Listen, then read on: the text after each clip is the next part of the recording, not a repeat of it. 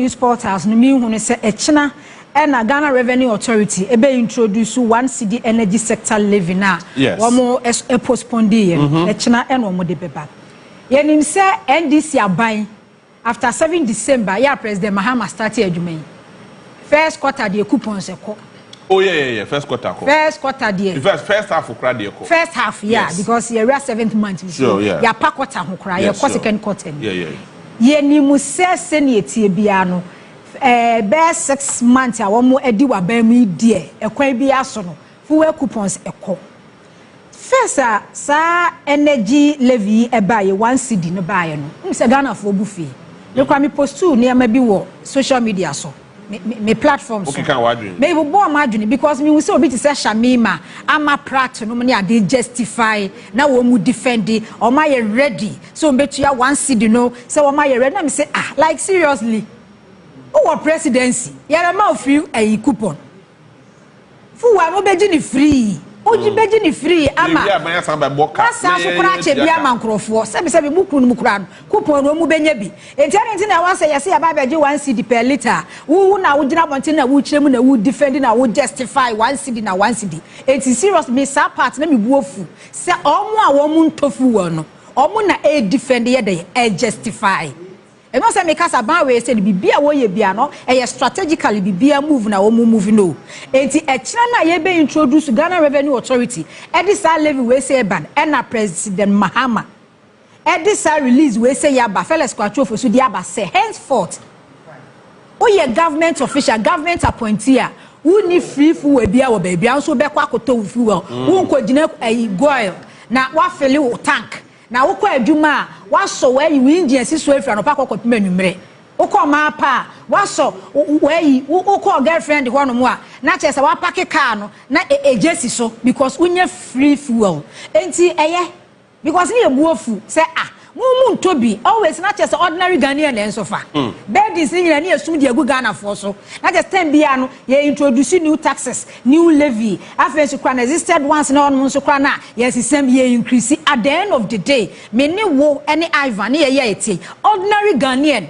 ye mo bro wa for no the vulnerable in the society ye na ye suffer ye na ye be nkrofo se be nkrofo akro no ma ba bebo ni aka energy sector e ka da ho no mo ye bebe to ye over 80 billion and over 81 billion ni ye bu akonta na at the end of the day akonta na ye bu no timamuni ya enye ne bone ne light bill otua ni mitebo ni fie otua omo aban ne koro no ono na esofa ni asanso abukare de agunu so wukomo ya eka ye da won ye eka esla ye introduce ye say na ye de kwaji loyi eva so be ne ba so ma Ghana ni Kania ye ti Ghana ha say ya under the leadership of your friend say former energy minister Dr. Meltupoku Prempe JB we me ti won me mitebo me fe postpaid I quite remember say baby am kotena ye no e be say 2023 eba 2024 early 2024 no na me bill eba 350 okay a free bill June July eba na me tua 900,000 I see ya make an announcement bia wa Ghana kan che Ghana ni say ya to a bia utility base mu be say 500%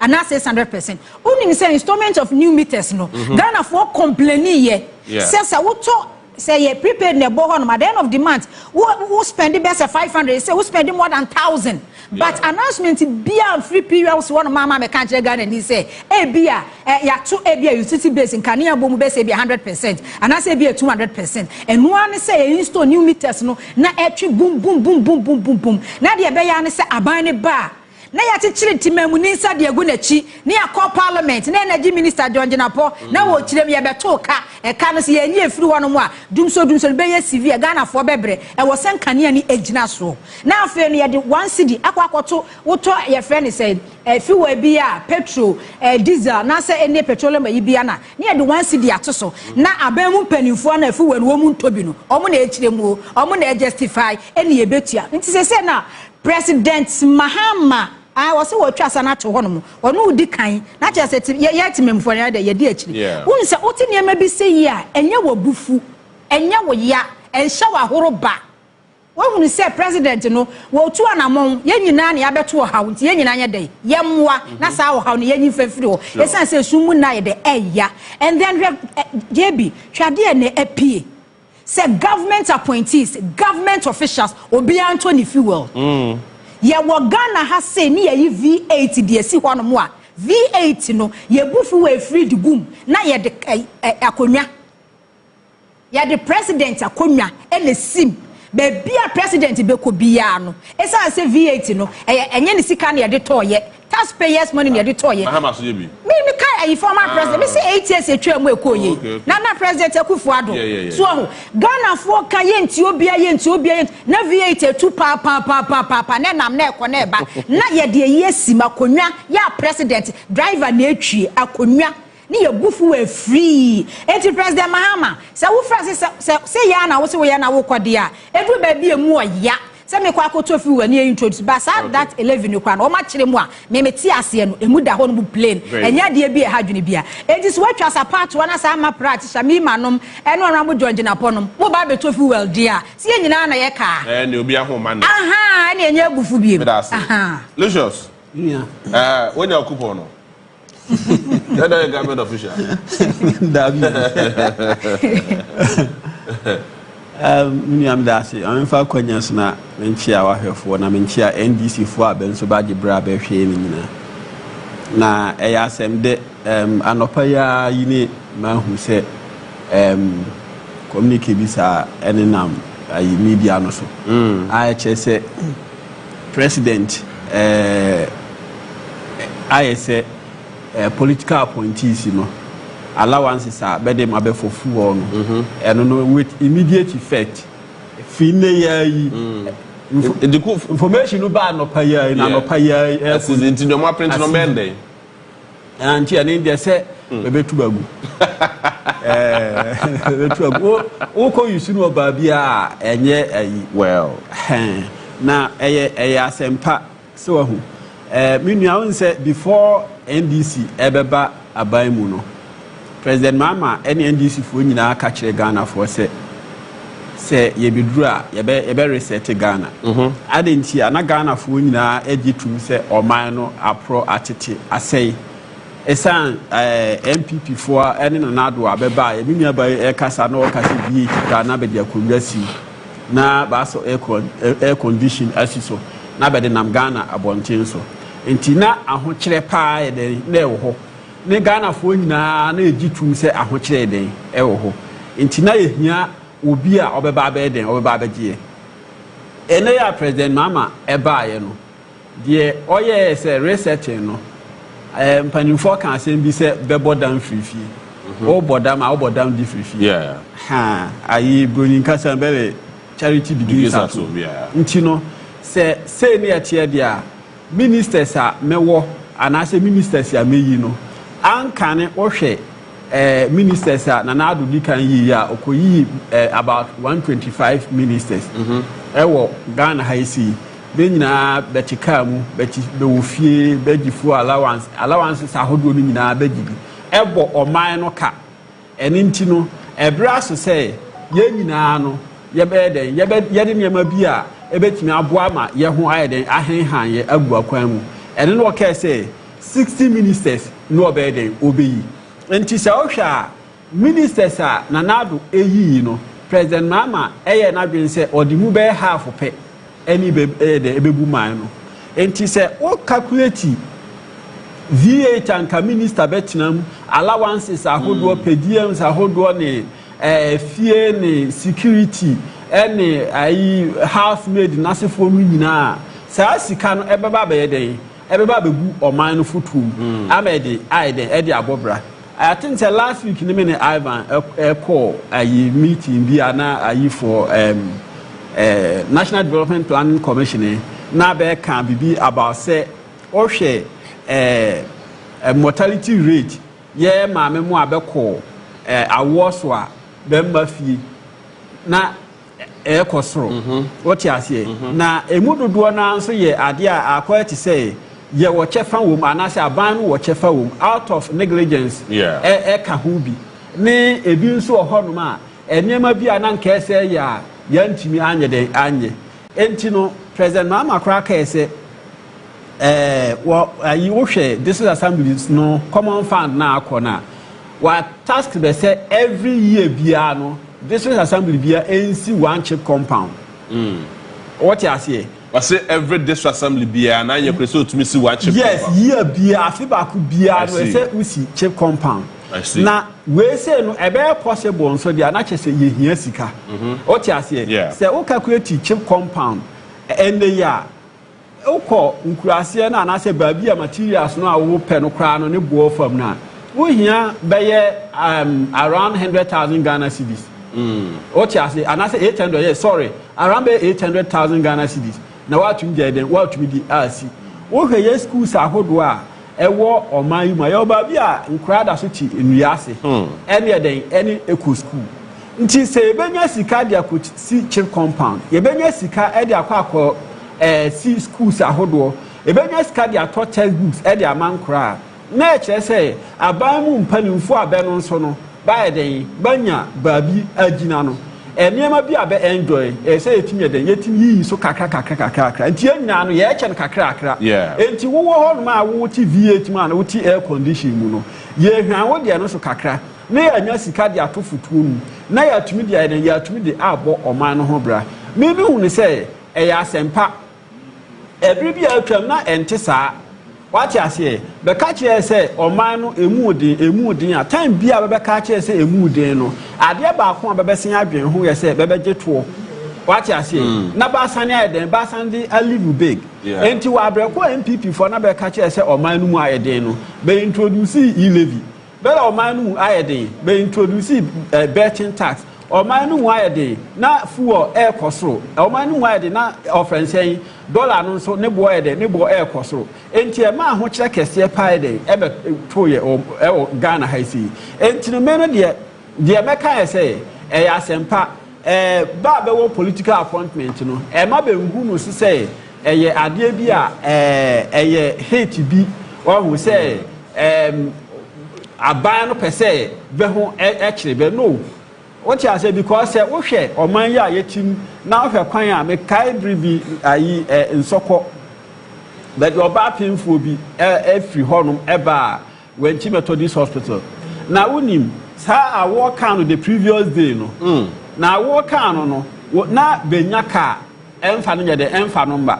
I see. What you say nti ade chi na say bidie ka bi ko ho bidie ka no ko bidie ka o ko akura na si o bidie ka ko akura na si a no ko fa ni bidie ni be sere no eye kia ahu ni bed no to kia nu ne kia yi ba dia ben pa sa no ba hospital na bedru e no na ayi oba no na se ahu be sesi because na akra no de ne nsa na eba what you say entimi senka be woni aba chip compound bi wo ho no ne e happen ye bede no ko ho no ma megidie say enka nurse ni a owo ho no no ebetimi asoso ano kakra what you say ansa na bed no a ede aba ayi ofrense district hospital and I say any nearby hospital hwe oko ayi hospitals ahodo na and I say district hospitals na ko hwe kwan amanfo asanlai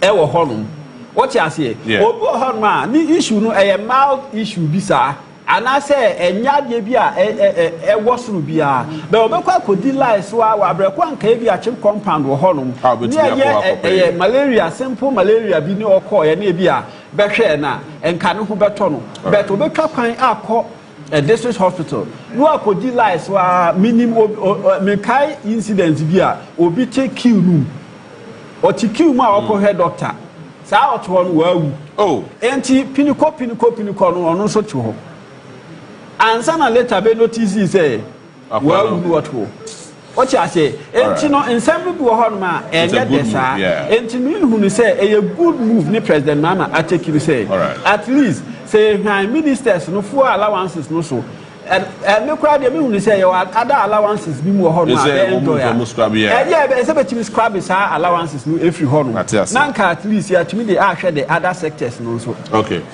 Ivan before say me ba ho no ma me ka say the minister in charge of local governments chieftaincy and rural development and religious affairs HCA assembly members April May omo allowances no 1,300 the call into assembly member bia wo Ghana ha bia no oyere ana wukunu waje 1,300 why it's Okase scan if you boa.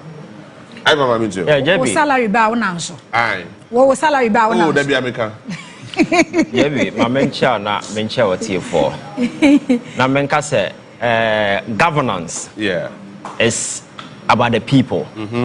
So in any proper governance setup, is premised on the welfare and the collective gains of majority of the people or more minimum at any point in time.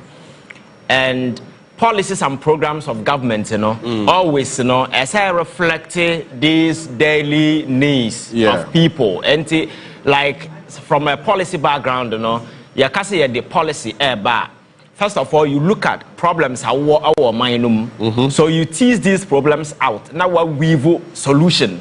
So that solution, so by the time a policy in the Bible, now it is seeking to address the basic challenges now we're finding within. So that is the whole concept of the policy coming up, just to address society problems and then as a form, I bet me enhance NIPA capacity to do better. In recent times, koto abano na ade ba ko na bone of contention because of social media be very open. People are very much concerned about how to do with the way government officials and the government na kasa some silly expenditures and the blow monies away. The very people who are supposed to be beneficiaries of a government that has been set up don't benefit. Now the very few people who are able to get to the top of the pinnacle and I said the top of the triangle almost become richer and they become comfortable. But I have told you, so that is not governance. Governance is supposed to have a far-reaching impact positively on people. And this particular fuel allowances, first of all, I'm President Mahama Abaso for doing this particular thing because it is something that has been on the lips of Ghanians for so many years. I have sat here on this platform and my counsel say it doesn't make sense. A teacher ni or not chra maybe or get 3,000 or no. Yes, onto fuel. Now will be or no, a minister or access to huge money in as a form of fuel. Does it make sense? And these two people are working for the same motherland. Does it make sense? So it doesn't make sense. It defies this logic, common sense. And as a form, over the years, we think their power is being in the privileged position. You enjoy yourself. That is all that political power, the concept has always been about. Until the very moment you are appointed as DC MP, you feel you are better than the rest of the people. Until you must be treated special. Then as a forum, that mindset, and I don't know where it's coming from. But you see, all these things in a colonial mentality, you inherit it. My culture say in the colonial period, we say the governor of Bakruma, I now represent the Queen of England as a for so. Yeah. At the time, when somebody is coming from UK to Ghana, it was seen as a risk because that time, not civilization, you can die anytime. Malaria, there was this tribal conflict over here, Asante, British war, this. So when somebody is walking all the way from UK to Ghana, that is seen as a risk. So Abrafun making sure you compensate you handsomely. So they will give you big salary, they will give you allowance. They'll give you a security. They'll give you a garden boy. They'll give you clothes allowance. Then as a forum. So these are colonial inheritance because Nipanoban or be taking risk. Until they will compensate you with all these things. Misgiving because share the goodies around now. You accept the queens of Ankam. Yeah. So yaji after independence, And I'm saying bibini nipa bone fuenti, this colonial inheritance, yantu engu.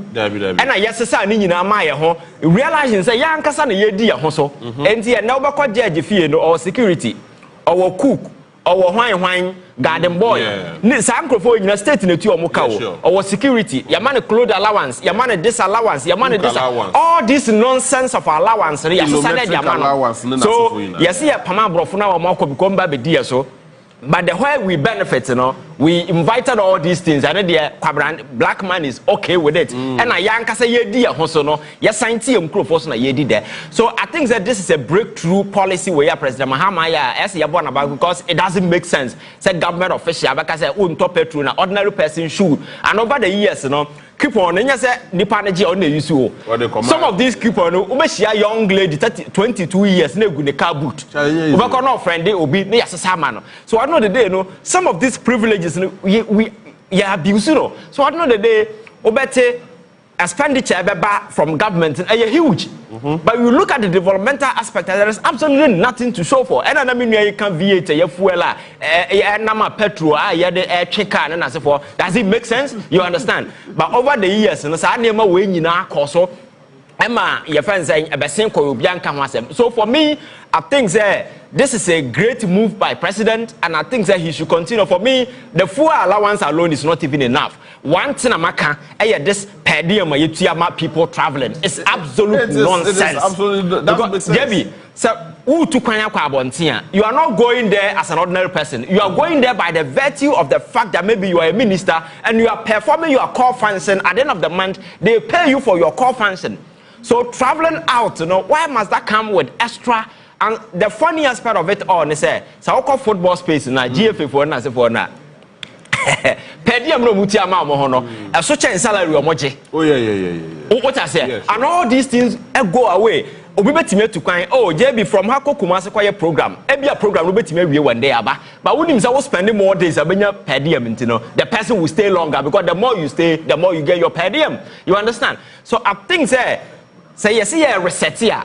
These are crucial areas we must look at and focus. We say, yeah, resetting here. Now, some of these per diem or necessary per diems, and then as a form of this fuel, this allowance, yeah, man, for we say, yeah, there are two positions, and your privileged position will be live as a Lord on people. Now, it is an opportunity to come and serve the people by making sure, core thing is we impact it positively by making sure policies and programs of government will have far-reaching consequences on the people. So see, I'm not here. Yeah, analyze the economy. Now, but people are mentioning GDP, but inflation, and as I can just say, upon all these metrics, they assess whether the economy is doing well or not. The fundamental thing I give you micro analysis of an individual has to do with the Human Development Index, because I don't know, talk about your overall health. It talks about your friends' education. It talks about your social and your friends' economic well-being. Young far individuals who are teasing out in terms of some of these things. Now, you who say how and a Ghana for your near my SCT. So for me, I think that these are some of the things that you have really a mind to. Now, you have governance, any positive impact on people. Now, you're making sure say. Some of these minor things over the years, so now power and say the enhance the empower the nesika as for so I think that government deserve a lot of commendation for doing this, and for me there are other areas he must also look at because Ghana for the year said the burden will be lessened. Yet here few years ago, the president did a press conference telling Ghanian, say, former president Akufo-Addo, catch say, "Yen tighten your bet." Now, your face because a man who I did. We are not in normal times. At the time, now president bet your trust and nation, who could create new campus about bet because at the Jubilee House, you saw the amount of money that they were wasting there at the time. You understand? People were telling him, say, so if you want us to, yen tighten your belt, one so size of government and huge and fast will be a mass. Let's try to resize it. But that particular wise counsel, on a snag. Nobody listened to anybody. So for me, I think that this is a good move and it's in line with the concerns of Ghana for raising. It means that President Mahama Kwatana and China was signed by Bibi. And he's listening, working on the dictate and the demands of the people. Okay. Because these are some of the things that na Ghana for here means more buying by ya more and na ya da sorry na say aban and tofu ma obia should buy on one kasa the way. I think that the same thing should also be extended to individuals when it comes to electricity na say for nom na obia na you making sure say yen nyina that the same line so or salary allowance everything abenya no and na be determine the cost of living e ba sa na e be ma obia your friend saying a clear picture of the real state of the economy. And to say you can't have economy no more and yes, I will fuel free into obia will appreciate indeed or